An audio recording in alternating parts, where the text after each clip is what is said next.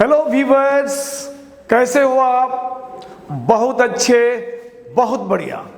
आज आपके लिए बहुत जबरदस्त टॉपिक लेके आया है आपका प्यारा सा चैनल उस्मानी सर में, और वो टॉपिक है किरचॉफ्स लॉ। बच्चों, क्लास 12th में आपने ओम्स लॉ पढ़ा है। ओम्स लॉ में बहुत सिंपल सर्किट होता है। ओम्स लॉ में ये बताया जाता है कि कोई एक पॉइंट है और इस पॉइंट से चलते हुए दूसरे पॉइंट तक हमारा करंट फ्लो करता है, और रास्ते में इस सर्किट के अंदर एक रेजिस्टेंस भी डाला गया है। नॉर्मली हर कंडक्टर में रेजिस्टेंस होता है, और जनरली हम लोग रेजिस्टेंस को दिखाने के लिए फिगर में, पिक्टोग्राम में हम लोग इस तरह का फिगर को दिखाते हैं, जो ये शो करता है कि करंट को ए से बी तक जाने में रास्ते में उसके रेजिस्टेंस कवर करना पड़ेगा, उसको ओवरकम करना पड़ेगा। तो ये करंट इस रेजिस्टेंस को इस एंड से इस एंड तक क्रॉस करने में कुछ वर्क करता है। और ये करंट को यहाँ से वहाँ क्रॉस कराने में वर्क कौन करता है? तो कोई सोर्स होता है। उस सोर्स को हम लोग जनरली सेल कहते हैं, या ग्रुप ऑफ सेल है तो उसको बैटरी कहते हैं, या और भी कोई सोर्स हो सकता है। यही सेल ये वर्क करता है, यानी इस सर्किट में पॉइंट ए से लेके पॉइंट बी तक करंट को फ्लो करने में जो भी रास्ते में रेजिस्ट करेगा उसको ओवरकम करके, उसको पार करके करंट ये सर्किट में फ्लो करता है, बहाता है। तो ये सेल गोया के काम करता है, और इस काम को हम लोग V = IR लिखते हैं। ये ओम साहब का लॉ है, जिसको हम लोग सिंपल सर्किट लॉ भी कहते हैं। ओम साहब ने जो लॉ दिया V = IR, ये बिल्कुल सिंपल सर्किट के लिए है।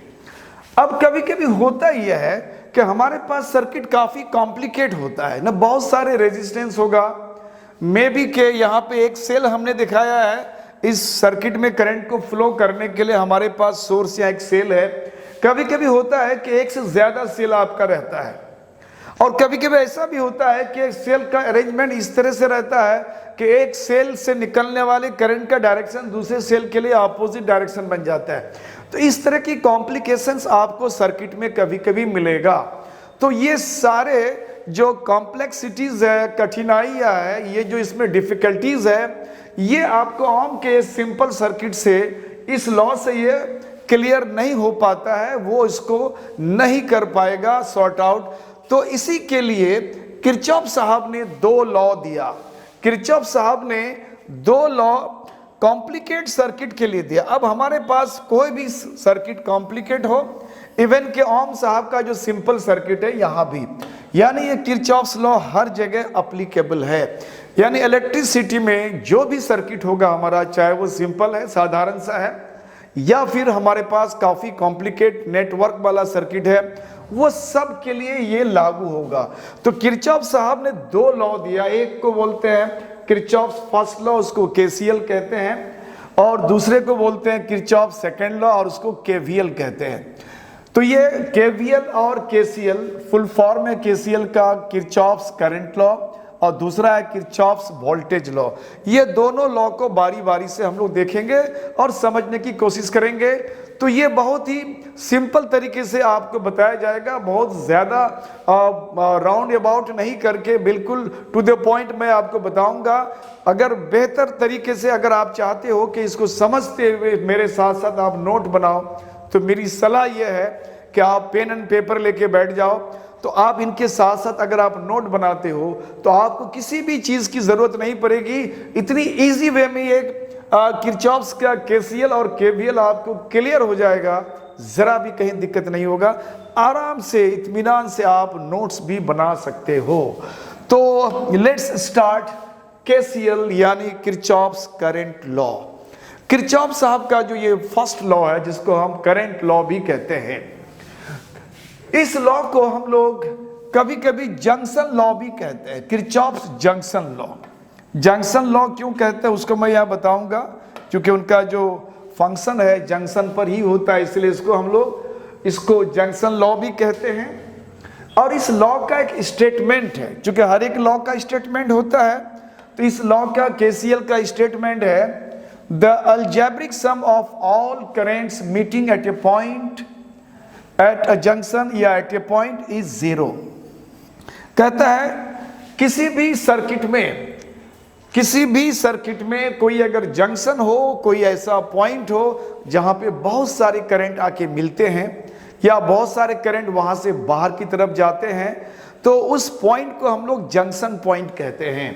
तो कहता है कि जंक्शन पॉइंट में जितने भी करंट्स आके मिलते हैं, चाहे वो आने वाला हो या जंक्शन से जाने वाला हो, उन सभी का जो अलजेब्रिक सम है वो सारे अलजेब्रिक सम का वैल्यू जो है टोटल जीरो होता है। जैसे यहाँ पे आपको बाजू में दिखाया गया, यहाँ एक सर्किट हमने दिखाया है और ये एक सर्किट है, थोड़ा सा कॉम्प्लिकेट सर्किट है। अब इस जंक्शन पॉइंट में अब देखो कि यहाँ पे I1 करंट, उसी तरह से I2 I5 current, I4 current, I3 current, I2 current, ये सारे करंट्स का ये मीटिंग पॉइंट है। इस पॉइंट को हम लोग जंक्शन कहते हैं। दिस इज अ जंक्शन, इसी को हम जंक्शन कहते हैं। ये हमारा एक जंक्शन है। अब इस जंक्शन की ओर आने वाले करंट, कुछ करंट इसके तरफ आता है और कुछ करंट यहां से जाता है। जैसे I1 आने वाला है, इसको हम लोग इनकमिंग कहते हैं।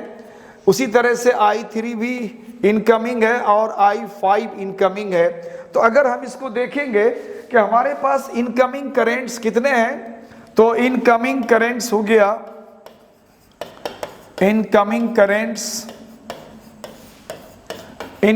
करंट्स हो गया हमारे पास I1 इनकमिंग है, उसके बाद फिर है I3 और उसके बाद हो गया I5। ये तीन करंट हमारा इनकमिंग है, या यूं कहो कि ये तीनों करंट जंक्शन की ओर आता है। उसके बाद होता है जंक्शन से आउटगोइंग, यानी कुछ करंट्स जंक्शन से दूर भी जाता है, तो उसको हम लोग आउटगोइंग करंट्स कहते हैं। तो इसमें आउटगोइंग करंट्स भी है।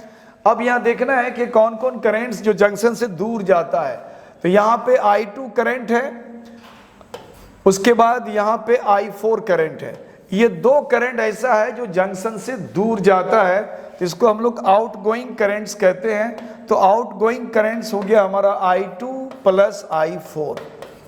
तो ट्रेडिशनली हम लोग करते क्या है कि जो इनकमिंग करंट्स होता है बच्चों, उन सारे करंट्स को हम लोग पॉजिटिव कहते हैं, और जो करंट्स जंक्शन से दूर जाता है जिसको हम आउटगोइंग करंट कहते हैं, तो आउटगोइंग करंट्स को हम लोग ट्रेडिशनली यहाँ पे माइनस यानी नेगेटिव लेते हैं।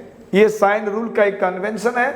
उस कन्वेंशन के हिसाब से जंक्शन की ओर आने वाला पॉजिटिव, जंक्शन से दूर जाने वाला नेगेटिव। अब इन दोनों का सम टोटल अगर करेंगे तो ये सम टोटल जीरो हो जाएगा। इसको बोलेंगे कि इनकमिंग करेंट्स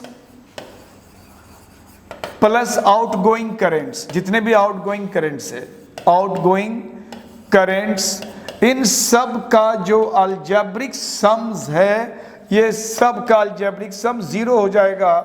तो बोले तो हमारे पास इनकमिंग करंट कौन कौन है, तो हमारे पास इनकमिंग करंट है I1 plus I3 plus I5, और आउटगोइंग करंट्स को हम लोग नेगेटिव से रिप्रेजेंट करते हैं, तो माइनस I2 यहाँ पे हो जाएगा माइनस I4। ये दोनों हमारा आउटगोइंग है। तो ये सम टोटल हो गया हमारा जीरो। अब इसको अगर इस तरह से भी हम लोग समझ सकते हैं, जो हमारा इनकमिंग करंट है, incoming current I1 I3 I5, अगर ये आउटगोइंग करंट को उधर कर दें तो ये भी पॉजिटिव में आ जाएगा I2 प्लस I4। तो अब इसको हम ये भी कह सकते हैं कि incoming currents, total incoming currents, total incoming currents equal to हो गया total outgoing currents, total outgoing currents. इसका मतलब है कि जंक्शन की तरफ जितना करंट्स आता है उतना ही करंट जो बाहर जाता है उसके वैल्यू के बराबर है। यानी जंक्शन में कोई भी करंट ठहरता नहीं है, जंक्शन की तरफ आता है जितना, उतना ही जंक्शन से दूर भी चला जाता है। इसका मतलब है कि जंक्शन में कोई करंट ठहरने वाला नहीं है। दूसरी बात, करंट जो बच्चों, करंट जो है ना, करंट कोई चीज नहीं है। करंट को हम लोग ये कह सकते हैं कि हमारे पास जो चार्ज है, इलेक्ट्रिक चार्ज, अगर हम कहें कोई चीज के बारे में कि हमारे पास सर्किट में कोई चीज दौड़ रहा है या कोई चीज है जिसमें मास भी होता है, जिसमें उसका चार्ज भी होता है, तो एक्चुअली वो इलेक्ट्रिक चार्ज होता है।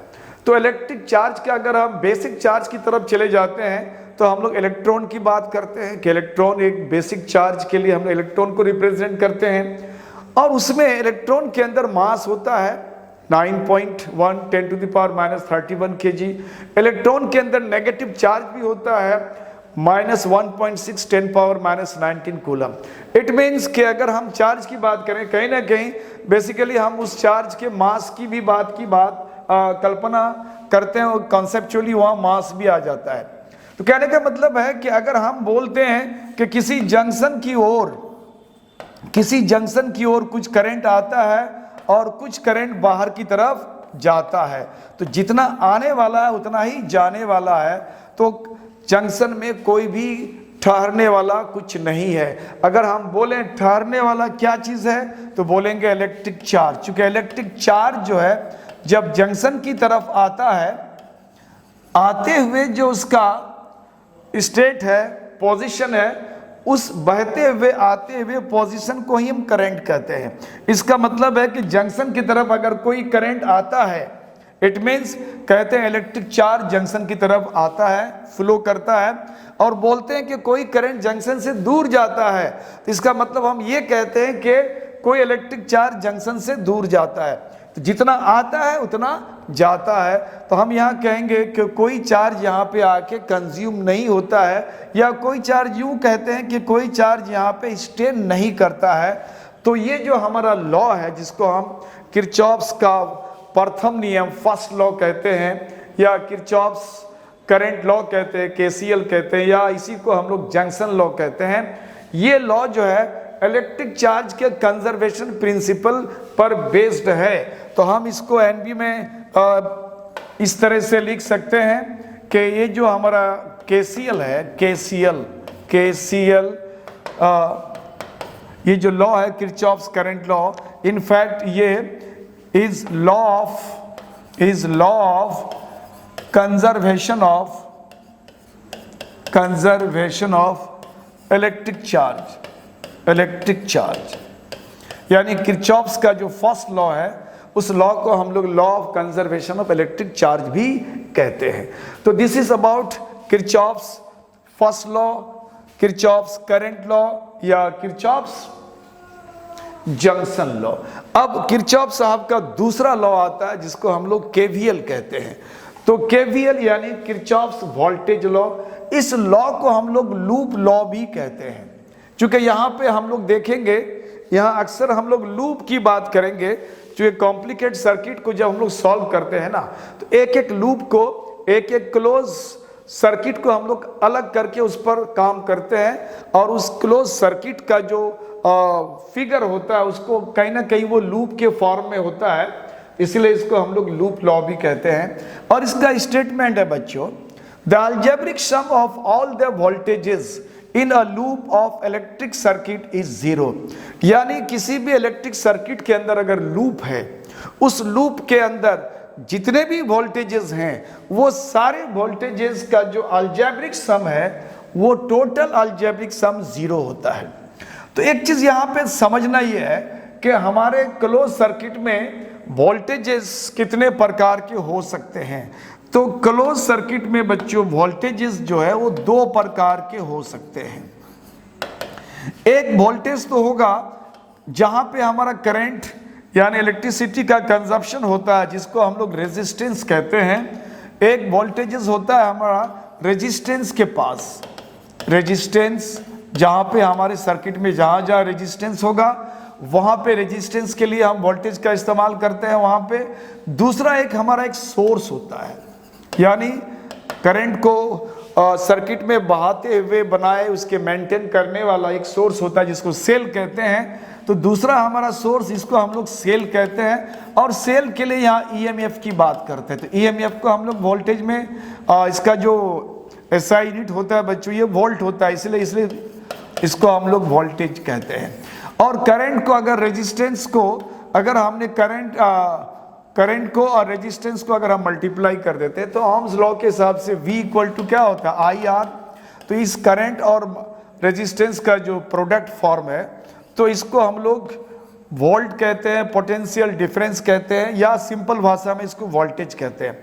तो इसका मतलब है क्लोज सर्किट में हमारा वोल्टेज जो होता है वो दो तरह का वोल्टेज हो सकता है। एक तो करंट जहां इलेक्ट्रिसिटी कंज्यूम करता है, और दूसरा एक सोर्स जो इलेक्ट्रिसिटी के फ्लो को बनाए रखने के लिए काम करता है, यानी सेल। उसके जो सेल के टर्मिनल के बीच का डिफरेंस है जिसको हम लोग इलेक्ट्रोमोटिव फोर्स कहते हैं, वो भी एक वोल्टेज है, चूंकि ऐसा यूनिट उसका वोल्टेज होता है, वोल्ट होता है। तो इसका मतलब है सर्किट में हमारा दो तरह का वोल्ट होता है। एक वोल्ट होता है जिसको हम लोग वोल्ट ड्रॉप भी कहते हैं, यानी इलेक्ट्रिसिटी जहां पे हमारा कंज्यूम होता है। तो एक वोल्ट ड्रॉप है, और एक वोल्ट होता है जो सेल का ईएमएफ होता है।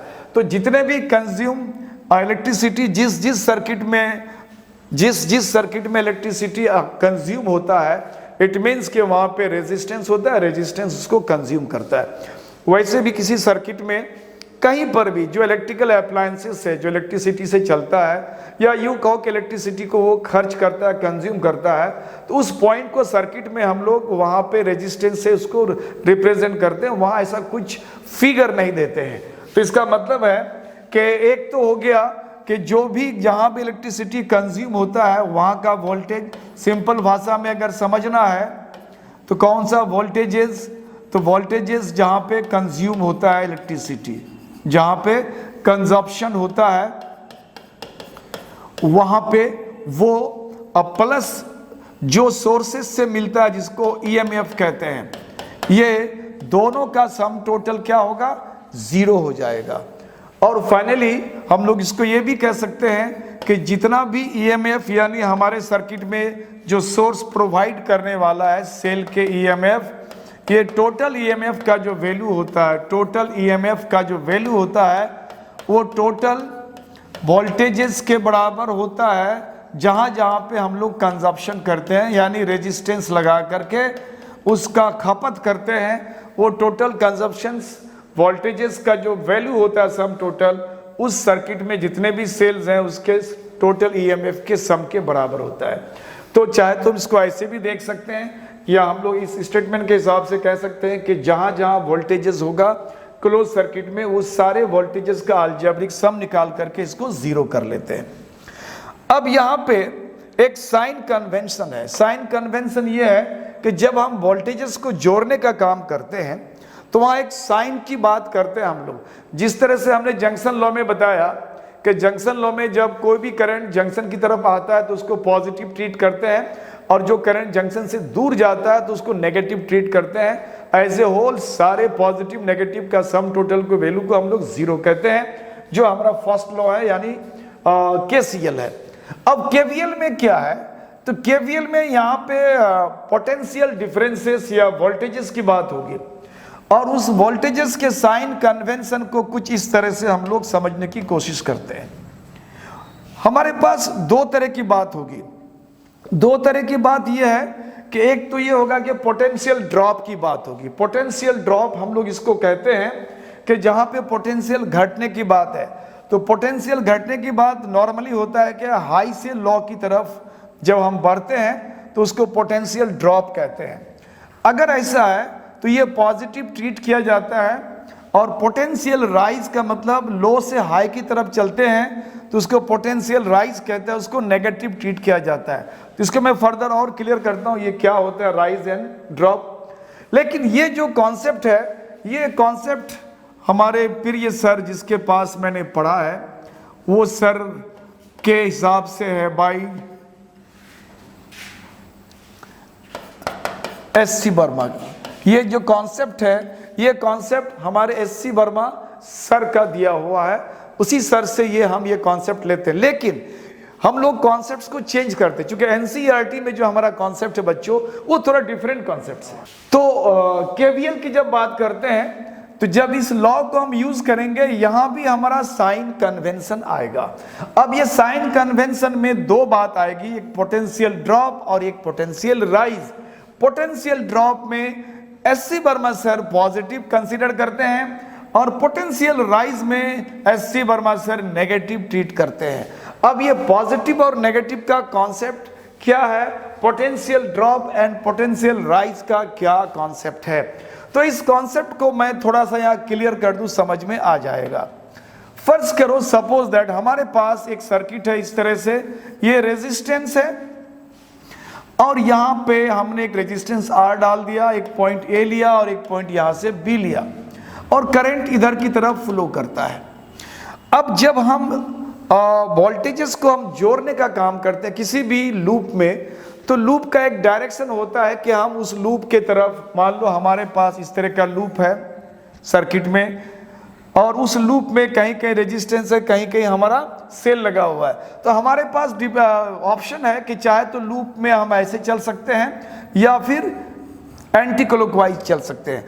तो अब आप अगर ट्रेवर्स क्लॉकवाइज या एंटी क्लॉकवाइज करते हो, तो उसके हिसाब से आपका यहाँ पे साइन चेंज होगा।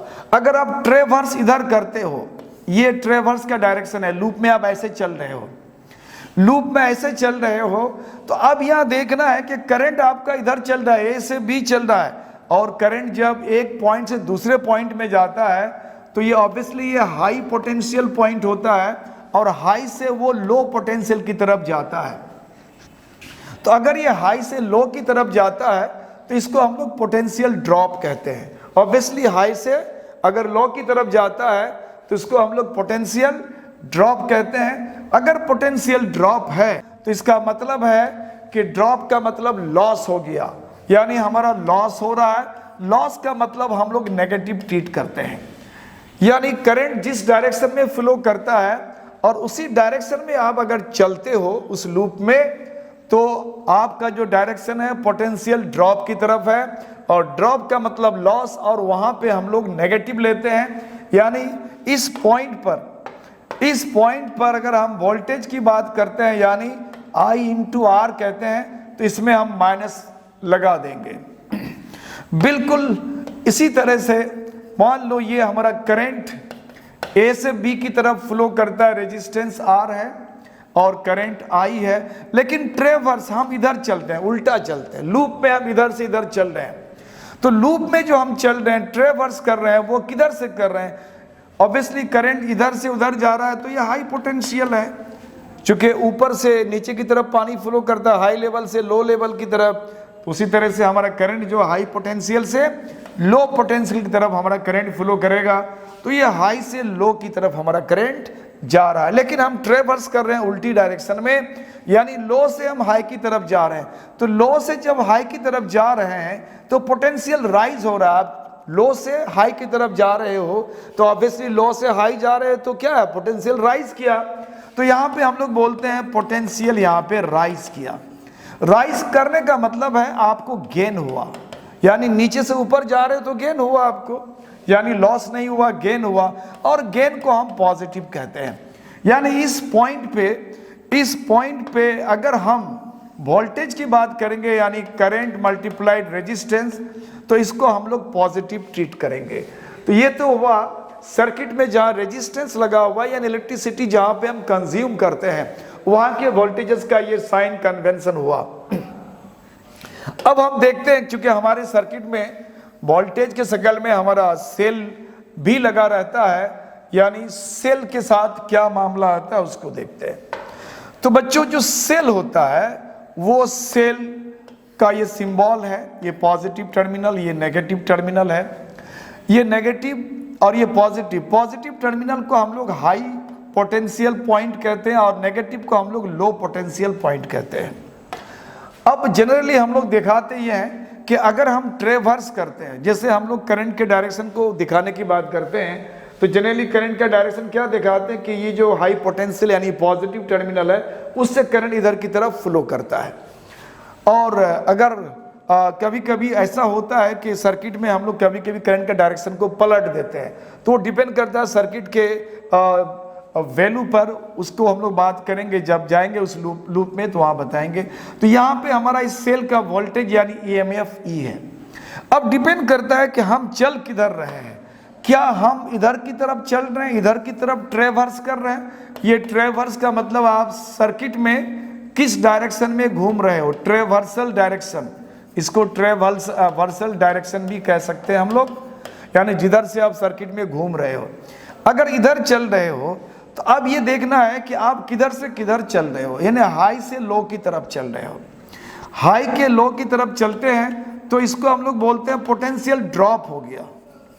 ऑब्वियसली आप हाई से नीचे की तरफ जा रहे हो तो ड्रॉप हो गया। ड्रॉप का मतलब अब आम बोलचाल भाषा में इसको हम कह सकते हैं कि लॉस हुआ। लॉस का मतलब हम समझ सकते हैं कि हमको माइनस हुआ। तो अब जब इस वोल्टेज को यानी इस EMF को हम लोग ऐड करेंगे KVL के हिसाब से, तो इसमें हम लोग माइनस लगा के इसको ऐड करेंगे।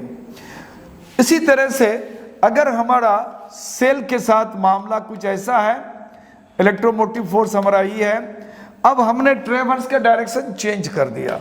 मान लो हम ट्रेवर्स इस डायरेक्शन में कर रहे हैं, इधर की तरफ ट्रेवर्स करते हैं, ये हमारा ट्रेवर्सल डायरेक्शन है। इस डायरेक्शन में आप चल रहे हो। जब आप इस डायरेक्शन में आप चल रहे हो तो इसका मतलब है कि आपकी चलने का डायरेक्शन किधर है, लो से हाई की तरफ चल रहे हो। क्योंकि स्मॉल जो टर्मिनल होता है उसको नेगेटिव कहते हैं, लो पोटेंशियल, और बड़ा जो होता है वो पॉजिटिव यानी हाई पोटेंशियल। तो आप लो से हाई की तरफ चल रहे हो, तो लो से हाई की तरफ चल रहे हो, इसका मतलब यहाँ पोटेंशियल आपका राइज हो रहा है, यानी नीचे से ऊपर चल रहे हो, इसका मतलब है पोटेंशियल राइज हो रहा है। राइज का मतलब आपको गेन हो रहा है, गेन का मतलब आपका पॉजिटिव हो रहा है। इसका मतलब यहाँ पे अगर हम लोग KVL के हिसाब से इस वोल्टेज को EMF को जोड़ेंगे तो इसको हम लोग प्लस E बोलेंगे या पॉजिटिव हम लोग EMF कहेंगे। तो इस तरह से ये KVL का हमारा साइन कन्वेंशन है। तो ये KCL और KVL ये दोनों मैंने क्लियर करा, लेकिन KCL आपको जहां भी जंक्शन की बात है वहां तो नॉर्मली कितना आ रहा है कितना जा रहा है, आने वाला जाने वाले के बराबर होगा, तो वहां तो ये काम हम लोग कर लेंगे। लेकिन KVL में जब भी हम लोग काम करते हैं थोड़ी सी कॉम्प्लिकेशन फेस करते हैं, ज्यादातर बच्चे इसमें बहुत ज्यादा डिफिकल्टी फेस करते हैं। अब इस डिफिकल्टी को दूर करने के लिए हमें कुछ प्रैक्टिकल अप्रोच चाहिए। कुछ सर्किट पे हम लोग काम करेंगे, तो कुछ सर्किट पे काम करने से पहले इस लॉ को हम लोग एक और नाम देते हैं, मैं उस नाम को बता दूं। जब हम लोग बोलते हैं कि किसी सर्किट में यहाँ पे हमारा करंट को फ्लो करना है, रेजिस्टेंस है, करंट के रास्ते में बाधा है और हमारा एक सेल है, और ये सेल करता क्या है, इनफैक्ट सेल काम करता है यानी करंट को एक छोर से दूसरे छोर में, एक एंड से दूसरे एंड में ले जाने के लिए जितने भी इसको मेहनत करना पड़े, काम करना पड़े, ये सेल हमारा काम करता है। और इसी के काम को हम EMF कहते हैं, इलेक्ट्रोमोटिव फोर्स कहते हैं। यानी यहाँ पे हमारा एक काम का मतलब है कि सेल हमारा एक एनर्जी का लॉस करता है, यानी काम करने का मतलब है सेल हमारे केमिकल एनर्जी, यानी सेल के अंदर केमिकल रिएक्शन होता है, ये केमिकल एनर्जी को लॉस करता है, यानी केमिकल एनर्जी को ये खर्च करता है, और ये केमिकल एनर्जी खर्च करके इस सर्किट में हमें इलेक्ट्रिकल एनर्जी के फॉर्म में दूसरा एनर्जी देता है। इसका मतलब है कि यहाँ पे एनर्जी, ऐसा हमें प्रतीत हो रहा है कि सेल इस काम को करने के लिए अपने एनर्जी को लॉस करता है। एनर्जी अगर जहाँ लॉस होता है तो कहीं दूसरी जगह गेन होता है, क्योंकि कंजर्वेशन ऑफ एनर्जी यही कहता है कि एनर्जी कहीं भी लॉस नहीं होगा या कहीं अपने आप वो प्रोड्यूस भी नहीं होता है, कहीं इसको डिस्ट्रॉय भी नहीं कर सकते हैं। हाँ, एनर्जी को आप एक रूप से, एक फॉर्म से दूसरे फॉर्म में आप चेंज कर सकते हो। तो एनर्जी के साथ यही होता है कि आप उसके फॉर्म को आप चेंज कर सकते हो, उसको बर्बाद नहीं कर सकते हो, इसको जनरेट भी नहीं कर सकते हो। इसका मतलब है कि जहाँ पे हमारा सेल एनर्जी लॉस कर रहा है वहीं पे हमारे सर्किट में जो रेजिस्टेंसेस, अप्लायंसेस लगा हुआ है उसको वो इलेक्ट्रिकल एनर्जी में कन्वर्ट करता है। इसका मतलब है केवीएल में हम ये कह सकते हैं कि हमारा एनर्जी लॉस नहीं होता है, यानी केवीएल को हम लोग कह सकते हैं, इस केवीएल को हम लोग कह सकते हैं, एनबी में बता देता हूं, यानी ये जो केवीएल है, Kirchhoff's voltage law, is called law of conservation of energy, law of conservation of energy, यानी केसीएल को हम लोग law of conservation of electric charge बोलेंगे और केवीएल को हम लोग law of conservation of energy बोलेंगे। अब ये केवीएल को बेहतर तरीके से समझने के लिए, क्योंकि अक्सर बच्चे जब कॉम्प्लिकेट सर्किट आता है जहां पे बहुत सारे सेल्स हो, बहुत सारे रेजिस्टेंस हो, बहुत सारे जंक्शन पॉइंट हो, तो उनमें से एक लूप को काट करके, एक क्लोज सर्किट को अलग करके जब उस पर हम लोग काम करते हैं तो वहां पे अक्सर बच्चे कंफ्यूज होते हैं। तो ये कंफ्यूजन दूर करने के लिए सिर्फ इतनी नॉलेज से आपको काफ़ी नहीं है, इट इज़ नॉट एनफ। तो इसके लिए हमें कुछ क्लोज सर्किट पे काम करना पड़ेगा।